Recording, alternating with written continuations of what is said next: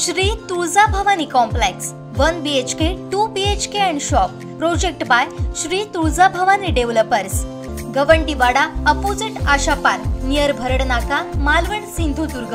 आपल्या स्वप्नातील घर प्रत्यक्षात। Contact details for booking. Kolzar येथील साई कृपा दिव्यांग निराधार गरजू संघटना दोडामार्ग तालुक्यातील दिव्यांग बांधवांना ज्या पद्धतीने सहाय्य करत आहे ही अत्यंत वाखाणण्याजोगी गोष्ट आहे। त्यांच्यासाठी वैद्यकीय सामुग्री देखील ते उपलब्ध करून देत आहेत। त्यांच्या या कार्याला आपण सर्वांनी हातभार लावूया असं आवाहन भोसले नॉलेज सिटीचे संस्थापक अध्यक्ष अच्युत सावंत भोसले यांनी कोलझर येथे केलं। कोलझर येथील समाजसेवा हायस्कूल इथं 7 मान्यवरांना सामाजिक पुरस्कार देऊन गौरविण्यात आलं।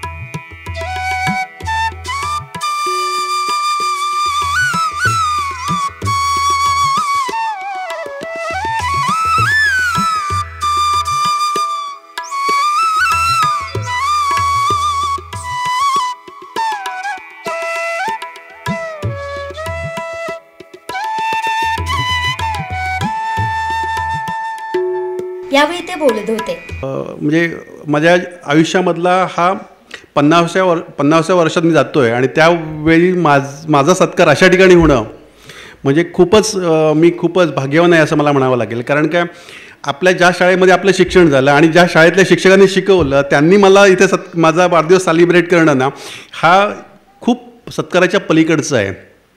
कारण का आता ते दिवस राहिलेले नाही. कुठला तरी विद्यार्थ्याला बोलवणं, शिक्षक विद्यार्थ्याला बोलवतो आणि सत्कार करतो किंवा वाढदिवस साजरा करतो, हे मला वाटतं चित्र आता जवळपास संपलेलं आहे. आणि मी भाग्यवान आहे की अशा शिक्षकांच्या सहवासात माझा वाढदिवस साजरा झाला. म्हणजे आज खरोखर माझा खरं सेलिब्रेशन झालं असं मला वाटतं. आणि मी धन्य झालो की मी पुढची जर्नी अजून एक 50 वर्ष मी मोठं काम करायला सुरुवात असं म्हणायला हरकत नाही मला. पुन्हा एकदा त्यांनी सांगितलं जा तू पुढे आणि हे कर.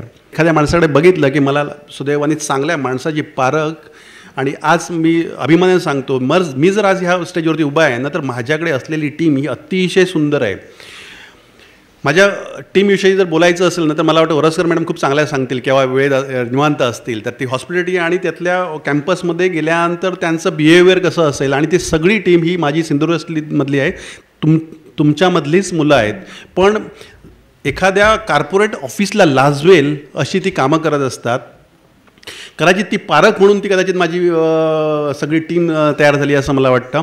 त्यामुळे मी खूप भाग्यवान आहे की मला अशी तुमच्यासारखी माणसं मिळाली आणि माझ्या असे मित्र मिळाले आणि अशी कौतुक करणारी सगळी माणसं मिळाली. त्यामुळे मला वारंवार प्रोत्साहन मिळतं. यावेळी व्यासपीठावर हायस्कूलचे माजी प्राचार्य गुरुवर्य PI देसाई, सरपंच संघटनेचे अध्यक्ष प्रेमानंद देसाई, मराठा आंदोलन अध्यक्ष ॲडव्होकेट सोनू गवस, ॲडव्होकेट दाजी देसाई, फटी गवस, कोकण 7 लाईव्हच्या संपादक देवयानी वरसकर, पत्रकार रत्नदीप गवस, कावीळ औषधोपचार करणारे सुधाकर शेटवे उपस्थित होते.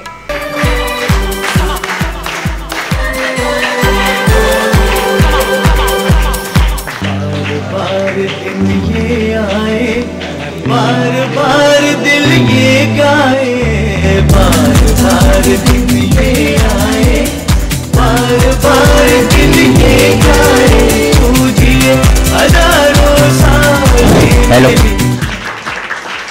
माननीय अच्युत भोसले साहेब, तुम्हाला वाढदिवसाच्या खूप खूप शुभेच्छा. पुन्हा सांगा.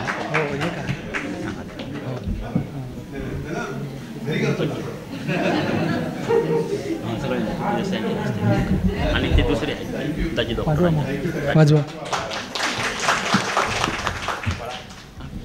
कार्यक्रमाचं प्रास्ताविक साईकृपा दिव्यांग निराधार गरजू संघटनेचे अध्यक्ष साबाजी सावंत यांनी केलं.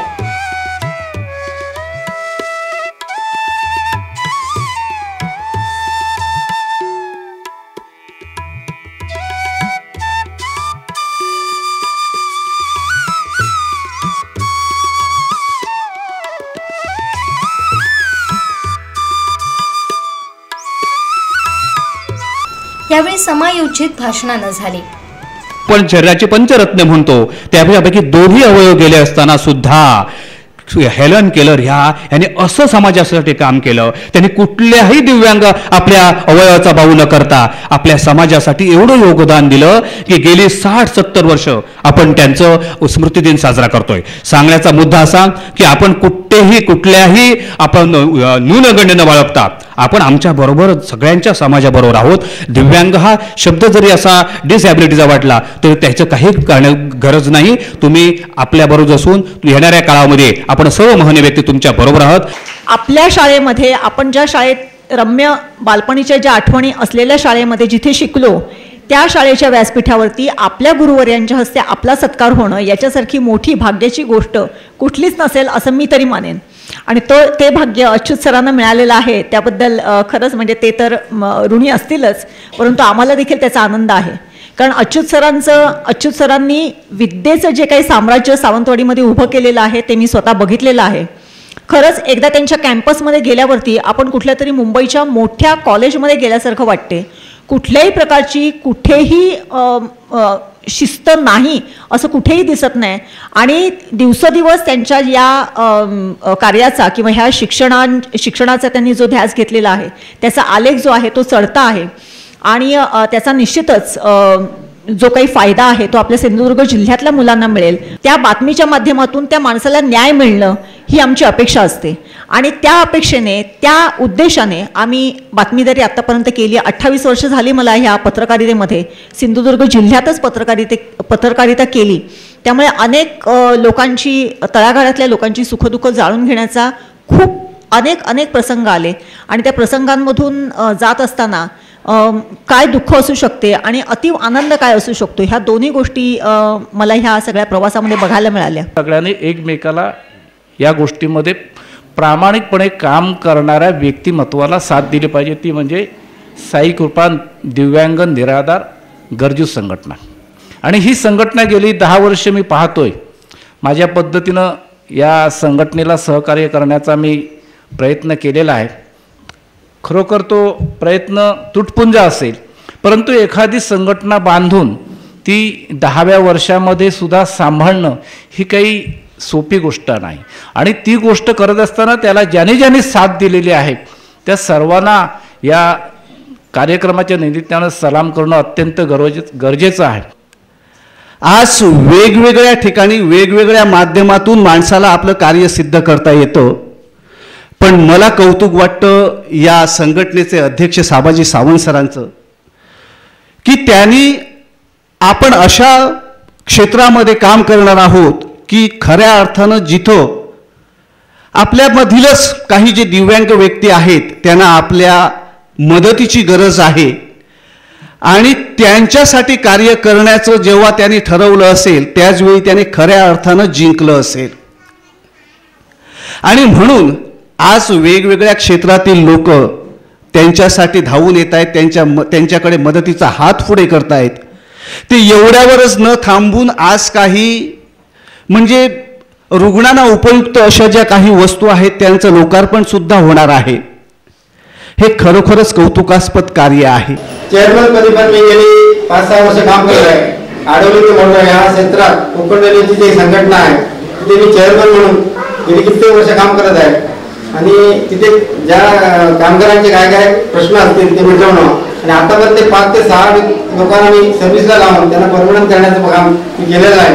आणि गेल्या वर्षीच 1-2-3 माझ्या सहकार्यानं पण कोकण रेल्वे माझ्या साहेबांच्या थ्रू नोकरीला ठेवलेलं आहे.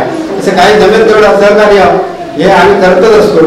आणि इथे सहकार्य माझं कमी असलं तरी कुणा या साईडला मी माझ्याकडे प्रयत्न करत असतो. तुमचं सर्वांचं सहकार्य लाभलं आणि या शाळेने मला खूप काय शिकवलं.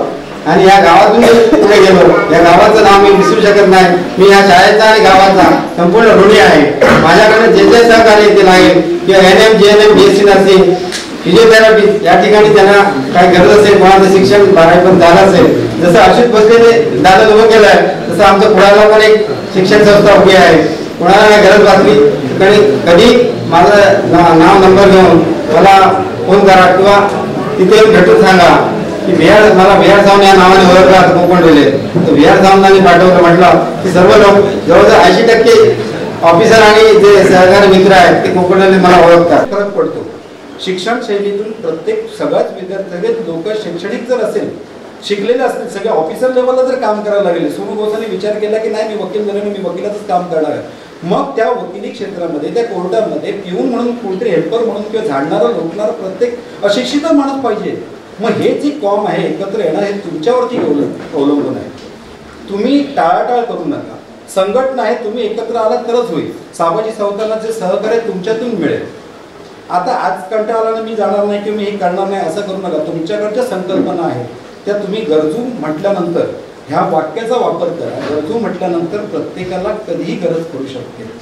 ज्याच्याकडे पैसा आहे तो पैसा खाऊ शकत नाही, पण तुम्ही भाजून दिलेली भाकरी खाल्ल्यानंतर तो भले 1000 रुपये 2000 ती काही पैसा नसू दे, त्याची भूक भागेल आणि हे काम तुमच्याकडून होणार. त्यामुळे तुमच्या सभासदांना एक विनंती करतोय की ज्यावेळी मी या ठिकाणी आलो तेव्हा संघटना बांधण्याचा विचार केला, मंडळ या ठिकाणी केलं. का केलं माहिती आहे का? मला थोडंसं खूप ॲक्च्युली विषय काय होतो माहिती आहे का, मुंबईसारख्या ठिकाणी माझं आयुष्य सगळं गेलेलं आहे. सगळ्या माझी कारकिर्दी मुंबईसारख्या ठिकाणी, पण वेगवेगळ्या जातीचे वेगवेगळ्या धर्माचे लोक एकत्र येऊन खूप काम करतात. तालुक्यातील संघटना म्हणून सगळ्यांनी राबवली पाहिजे आणि एकमेकांना आपण साथ दिली पाहिजे. तो कोणत्या घटकातला आहे हे बघायचं नाही. तेव्हा. आणि दुसरी गोष्ट, हे जे काय साहित्य आता आपल्याला अनेक दात्यांनी दिलेलं आहे, त्या साहित्याचा योग्य प्रकारे वापर हा गरजू लोकांना झाला पाहिजे. ज्यांना खरोखरच त्याची आवश्यकता आहे त्यांना ते दिलं पाहिजे. आणि त्याची नोंद संघटनेने आपल्याकडे अमुक कालावधीमध्ये ती तुम्ही आम्हाला आणून द्यावी. आणि जसं तुम्ही नेताय तशाच पद्धतीने ते परत आलं पाहिजे. नाहीतर ते आता कुठं तरी मोडलं हे गेलं तर ते दुरुस्त करून आणलं पाहिजे. कारण दुरुस्तीचा जो खर्च आहे तो परत संघटनेला करावा लागतो. आणि ज्यांची ऐपत आहे वापरल्यानंतर काही देण्याची, त्यांनी त्याप्रमाणे मोबदला काही दिला पाहिजे. आणि त्या मोबदल्यातून त्या साहित्याचं मेंटेनन्स करता येईल अशा प्रकारची योजना आणि अशा प्रकारचा ठराव त्या संघटनेमध्ये व्हायला पाहिजे. आमचे दिवसभरातले सर्व अपडेट्स, ताज्या घडामोडी आणि थेट लाईव्ह पाहण्यासाठी सबस्क्राईब करा, लाईक करा कोकणचं नंबर 1 महा चॅनल कोकण 7 लाईव्हचं YouTube चॅनल.